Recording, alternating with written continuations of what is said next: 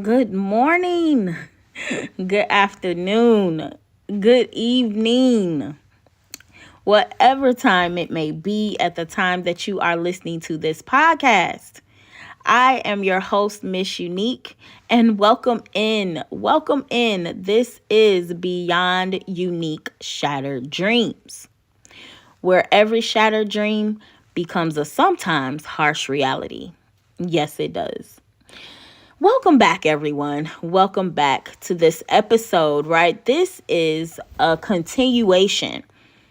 This is a continuation to part one of episode 14 that discusses us going to Texas and us going to Texas on a mission trip.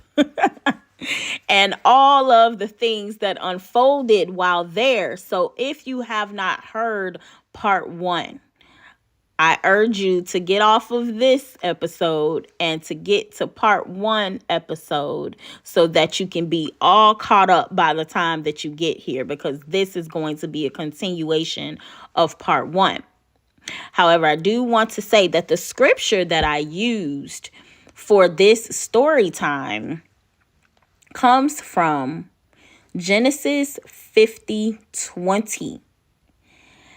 And that says, what the devil meant for bad, what the devil or the enemy meant for bad, God will use it for your good. And this is a phrase that refers to the idea that God will use what the devil intends for evil to bring about good in your life or your situation. Now, we used to use this all the time, at least in my family. We used to use this all the time, and I still use this till today. So I thought that this would be a very fitting scripture for this particular story time, as you will see it all tie in, especially in this continuation of this episode. So let me continue, right? So where I was at the end of part one was that the lady put us out, right? She was arguing with her boyfriend, and we had only been there like a good 7 days, I think, and she was arguing with her boyfriend. And she was like, I want you out and I want everybody out. And we're like, whoa, wait a minute, right? You want everybody out. What did we have to do with anything? We didn't even do anything, right? I don't care. Everybody's getting out and it's like 12 or 1 o'clock in the morning. Okay. We have no family there, no friends there. Nothing's open. Where are we going? Okay. And what are we doing here? We are stuck. Okay. So we're like, well, I guess we're going to have to call the police, right? And I think even my husband had got upset at the point, and he's like arguing with the lady. And I'm like, there's no reason to argue with this lady. Her mind is already set. We not going to go back and forth with her. We gonna have to get up out of her house, right? Get up out of her place. That's what she asked for. And even though it's inconvenient to us, we're gonna have to do what we gotta do, right? So we call the police, and this gets really interesting. And the police officer shows up, and we tell him what the situation was. He said that he was gonna, basically watch for us as we got all of our things and stuff like that. And we can pack them into the police car. I don't know, for anybody that's listening and have been in the back of a police car, probably that wasn't funny at all. But because of our situation, like, we were not arrested or anything. So being in the back of this police car, there's like a cage that's back there, right? And so here we are, me and him, trying to fit back there with all of these bags. we got like we got like 12 bags between the two of us, right? And so we use the officer's trunk and also the back, as I am like scrunched in. He's scrunched in because he's tall, right? Um, in the back, and we are just packed back there like sardines, right? Oh my God, excuse me for laughing, but I'm telling you, this was a trip, okay? And so the officer says to us, like, okay, so where am I taking you? And we don't know. And he's like, what do you mean you don't know? I said, we have no place to go. He was like, you don't have any family, you don't have any friend. I was like, zero, absolutely no family, no friends. Okay, so no family, no friends. And he's like, well, I guess I'm gonna have to take you to a shelter then. So we're like, that made our heart sink as we looked at each other. We had that look on our face like, man, this really sucks, right? And it was nothing that we could do about it. So we're like, okay, that's fine. So the officer is driving to the shelter, and he's talking to us and kind of asking us so what brings you here? And we tell them that we're here on this mission. We were here on this mission trip, and what transpired and what happened in the organization that we were in, and how we left that, and then how we ended up there at the lady's place. And so as he's hearing our story and everything, finally we get to the place, right? And clearly it's late at night, so nobody's out or anything like that. But he said, look, he said, I don't know. He said, it's just something about you two. I just can't take you to a regular shelter, right? So this is a family shelter. And he goes in and talks to the security guard to tell the security guard that's on duty our situation. So he comes out, the police officer comes out to tell us, okay, I told the security guard what's going on. He said that the director or manager or whatever shows up at about 8 in the morning, 9 in the morning or so. So he's going to open up a room, like this cafeteria type of room and space, where you all could basically sit there for the night or whatever, while you wait on the manager or director to come. So we're like, okay, fine, that's and so meanwhile, the officer literally gets a call, right? He's getting a call through the little, through their little device. I forgot what it's called right now, but there's a little speaker intercom type deal. And they are calling for him. And he lets us know that he wasn't taking it at the moment because he was out of his jurisdiction. We did not know that. He's like, I'm not even supposed to be out this far. Okay. He was like, I'm not even in my jurisdiction, but I love what it is you all are doing. Keep doing what you're doing. And he said, keep doing what it is that you're doing. And he gave us his card, and he was like, if you need anything, if you need any help or anything, call me. Here's my, here's my number, and gave us his card. And he just was like so impressed by us and could not take us to the actual, I guess, more public shelter. Where he had took us was a family shelter. Okay. And so we were so absolutely grateful, and we were like, oh my gosh, like this is God for real. And that's just one, that's just one thing. So as we continue, the director comes, we sleep in that place. We get something to eat with the restaurant that was a little bit down the street. The director comes. The security tells the director what's going on. they come in to talk to us about our situation, and they talked to us about our situation, and they were like, well, there's not really much that we can do here because there's a process to get in this shelter, for one. And so and I think that it might have just been for women and children, if I'm not mistaken. So then they were like, you still would have to be separated, you know, even if you did get in here. And they were like, how'd you all get here? And we told them that story. So we had to wait until they, till they found someone, till they found, got the driver and stuff like that. So they got the driver. We tell the driver the story, and he says, you know what, I'll be back. And so we're like, okay, we're just waiting. They come back. The driver comes back, and he was like, come on, so you can put your things in the van. I'm going to take you to the shelter, right? So we're like, okay, we're on our way to the shelter again. So we pack up all of our things. We get in there, and as we're in the van, the young man tells us, he said, for some reason, I just can't take you all to the shelter. I just don't feel like I'm supposed to take you to the shelter. Again, here we go, right? I just don't feel like I could take you to the shelter. So what I did was I called my girlfriend. She lives and he happened to be a young man, a guy, right? And he said, she lives in a college apartment where the college students hung out at.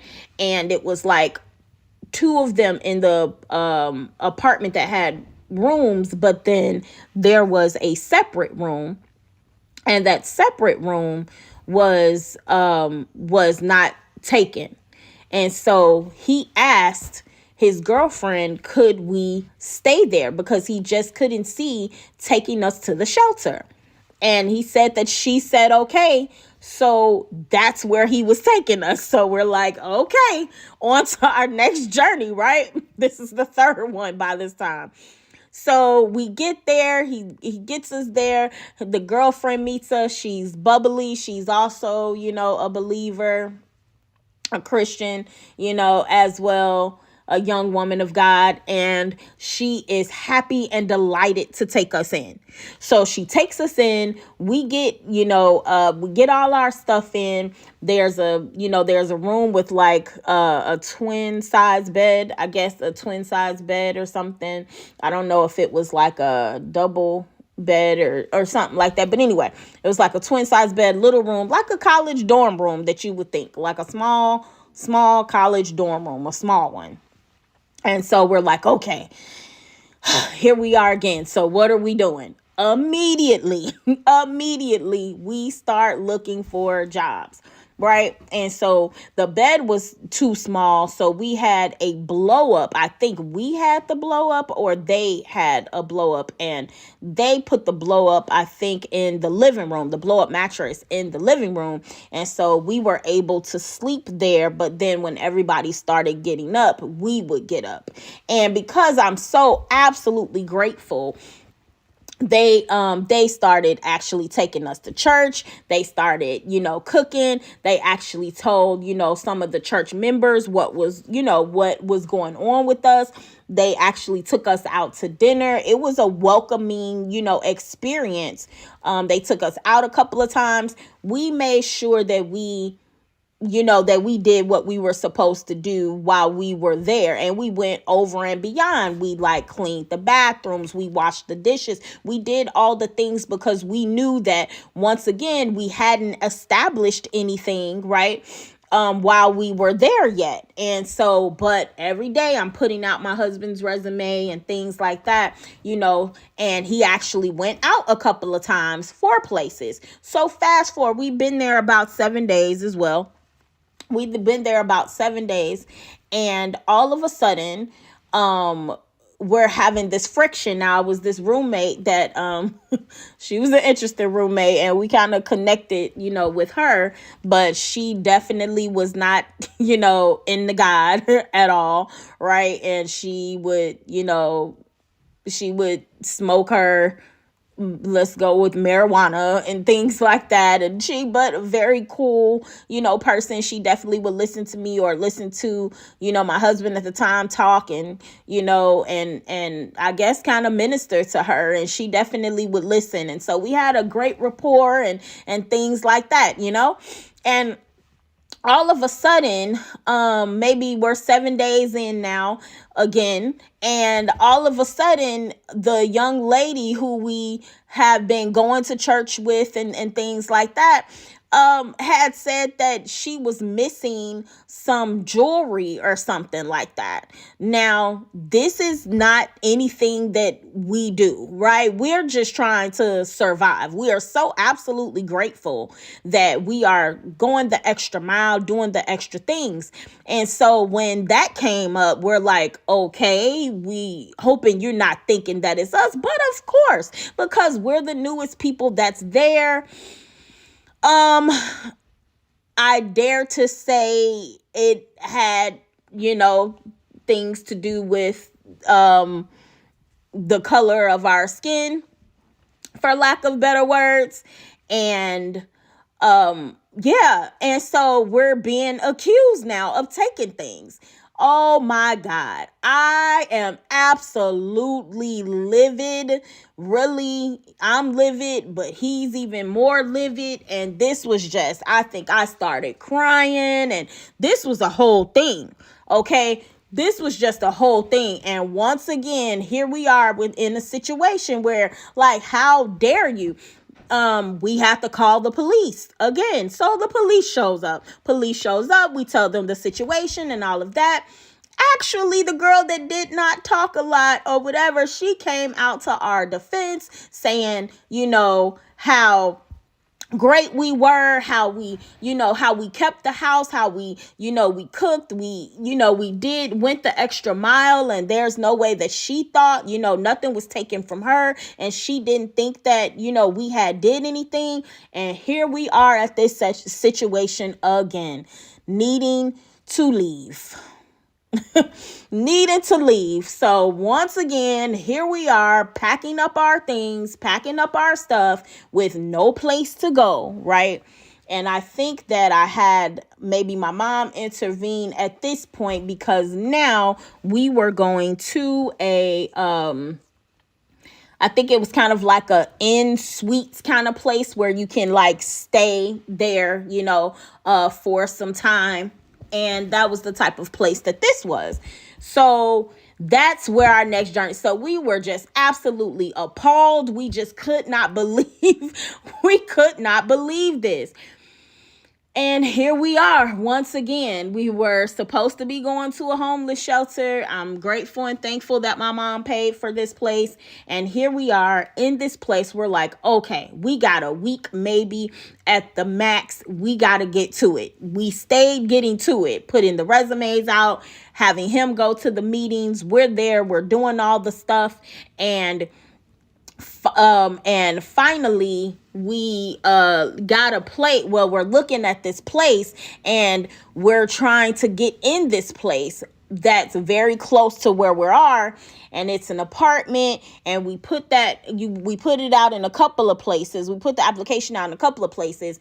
They, are getting back to us or telling us that they'll get back to us by like Thursday of that week. We're like, oh my God, we're supposed to be out of here by Thursday. What are we gonna do? We're just gonna trust God in all of this. And that's exactly what we did. And up to that particular date, as we're going through what we're going through, my husband is going into these meetings kind of telling them the situation that we are in. Well, what do you know, that one of the people who he interviewed for decided that they were going to pay for us another week at the in suites, so that hopefully we will get these apartments. We would get this apartment, and we would be able to hopefully work for them. And that was like, oh my gosh, what? And they did, and they paid for that extra week. And we were so incredibly grateful,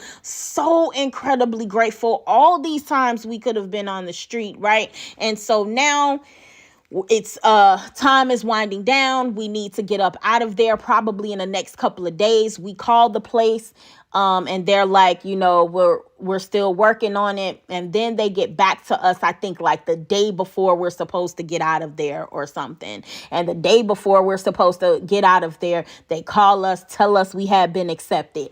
And also he had got the job, right? So he got the job, but here I am, like, what am I going to do? Because he has started working and I'm going to have to pack up all of this stuff myself and do all of this moving myself because he's at work. Well, that was the thing. I had to do it, but it started raining. Oh my gosh. It started raining. It started raining that day. He's at work. I'm like, I got to pack all of this stuff and get this stuff over to them. We were both supposed to be together in order to sign the application is what they said, right? But I told them our situation. They're like, okay, fine. Well, you can come. And then when he gets off of work, we'll, have a little bit of more time here. And then that he'll have to sign, the application once he gets back. So I'm like, okay, fine, great. So as I'm packing all the stuff, it starts raining. I got the taxi or the Uber, whatever it was called then. Probably wasn't called Uber then. It wasn't. It was like one of those yellow taxis, but it was like the van version or whatever. And so they came and the man was so nice as to helping me. But I'm telling you, like, it was raining. All the stuff is getting wet. I'm like, I don't care. I just want to get out of here into our own place finally. So the man helped me go up and down the stairs, packed all of the stuff, gets me over to the place. I unpack the stuff. He helps me unpack the stuff and bring the stuff in. Oh my gosh. When I tell you the amazing way that it felt to just finally be there. And I sit there with the people. They give me the keys. Right. And I finally get in there and just kind of collapse onto the floor, wet and all. This has just been such a crazy journey, right? Such a crazy journey. And so finally my husband gets home and he signed, they waited for him. He signed the paper and now we are in our own apartment. Oh my goodness, right? Oh my goodness, what a story, what a journey. We are so absolutely grateful at this time, just praying, thanking the Father, praising that at any point in time. So the unique blessing in this story time is that at any point in time, we could have been on the actual street with all these bags. We literally had 12 bags amongst us. Okay. We had put them in the big kind of garbage bags because they were easier to travel with. Right. And, we can kind of push them down and all of that. And even at the first homeless shelter that they had took us to, where we were in that cafeteria, we had to sleep on the bags and slept on the table and on the benches and things like that. So it was a whole thing. So it was a whole entire thing. But at this point, we're so grateful and thankful that God has found favor on us in this situation and what it was that we were doing from the beginning. And the enemy, what the enemy meant for bad, as you all could see in that scripture, Genesis, was it 50, verse 2, if I'm not mistaken. But what the devil meant for bad, God had turned it around for good. Verse 20, Genesis 50, verse 20. God had turned it around for good, and we were so absolutely grateful and thankful that we had finally made it to our own place after weeks and weeks of couch surfing and apartment hopping and, house hopping from person to person of people that we didn't know, but were thankful and grateful at that time. But God used them to get us to our final destination. And at that point, he was working a couple of days. We finally were in a home. We finally had our apartment and right? So I am going to end the story time here.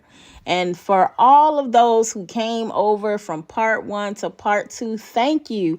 Thank you for completing the journey with me. And join me next episode where we are breaking barriers, right? And healing those shattered dreams, one story at a time. Bye.